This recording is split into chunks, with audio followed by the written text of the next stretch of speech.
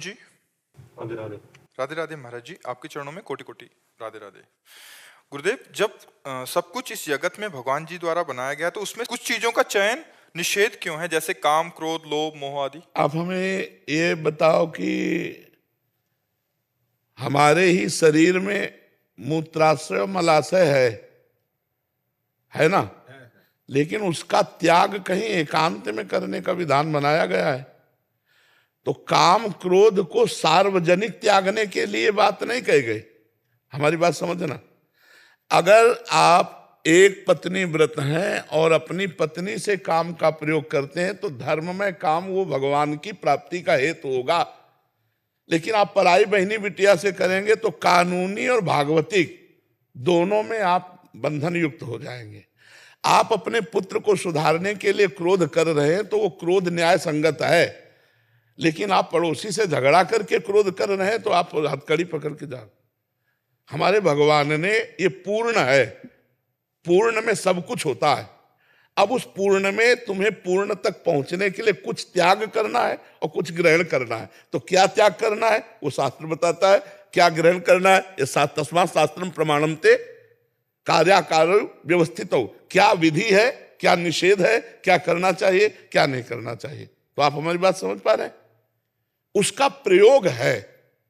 अगर प्रयोग सही है तो काम सही है, क्रोध सही है, लोभ सही है, मोह सही है, अहंकार भी सही है, सब सही है। जैसे अस अभिमान जाय जन भोरे, मैं सेवक रघुपति पति मोरे, ये अभिमान, तो अभिमान भी सार्थक हो गया। अब रुपया का अभिमान, विद्वता का अभिमान, शरीर का अभिमान, परिवार का अभिमान, अन्य अन्य अभिमान, ये घातक है, ये तुम्हारा पतन कर देगा। तो जो चीज जहां प्रयोग करनी अगर वहीं प्रयोग हुई तो वो दुखदायी नहीं है। जैसे हमारा सरकारी डिपार्टमेंट है पुलिस। अब अगर आपको आवश्यकता है कि सुरक्षा के लिए तो आप प्रार्थना कीजिए, वो आपकी सुरक्षा करेगा। और अगर आप गलत करेंगे तो आपका डंडा चलाएगा। तो वही आपके लिए दुखदाई है, वही आपके लिए सुखदाई है। तो जब आप कानून के विरुद्ध चलेंगे तो दुखदाई, और कानून के अनुकूल चलेंगे तो सुखदाई है। ऐसे हमारे भगवान का पूरा डिपार्टमेंट बना हुआ है। चाहे शनि राहु ग्रह नक्षत्र, काम क्रोध लोभ मोह मद मत्सर, सब। अब आप बताओ इसमें क्या दोष है? आपको समझ में आया इसमें? अपने जगह उसका प्रयोग किया। जैसे गुरु है, अपने शिष्य पर क्रोध कर सकता है उसके दोष दर्शन करके दोष निवृत्ति के लिए। जैसे अधिकारी है, दोषी पुरुष को दंड दे सकता है और निर्दोष को मुक्त कर सकता है। अगर बहुत ज्यादा अपराध है तो दोषी पुरुष को मृत्यु का भी दंड दे सकता है। तो काम क्रोध लोभ मोह मद मत्सर, अगर इनका धर्म से प्रयोग किया जाए तो ये सब सार्थक है। अपनी पत्नी से प्यार करो, अपने बच्चे से मोह करो, अपने माता पिता से प्यार करो। आप अब दूसरा धर्म विरुद्ध प्यार, तो फिर वो निषेध हो गया। प्यार भी निषेध हो गया, नहीं निषेध हो गया।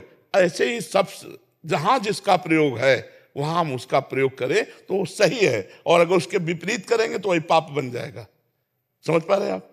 महाराज जी, किसी को धोखा देना अच्छी बात नहीं है, तो धोखा खाना कहाँ तक उचित है? नहीं, कबीरा खुद को ठगाइए। हमारे महापुरुष कहते हैं अपने को ठगा लो लेकिन तुम किसी को मत ठगो।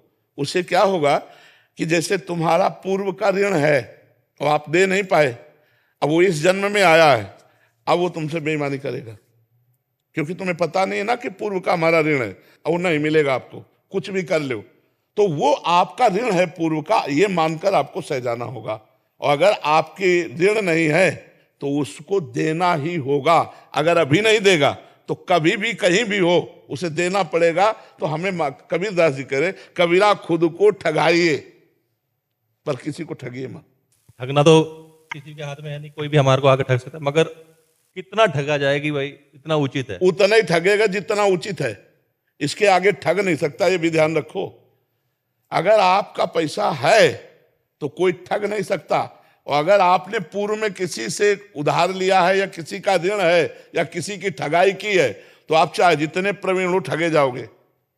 दोस्ती में, व्यवहार में, व्यापार में कहीं ना कहीं वो आपको घाटा लगेगा क्योंकि आपका ऋण उधर जाना है। लेकिन हमको किसी को नया कर्म करके ठगना नहीं।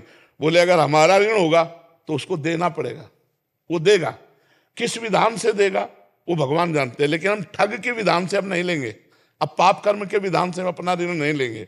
अगर भगवान को दिलाना तो धर्म विधान से देंगे, वो आ जाएगा, कहीं से भी आ जाएगा।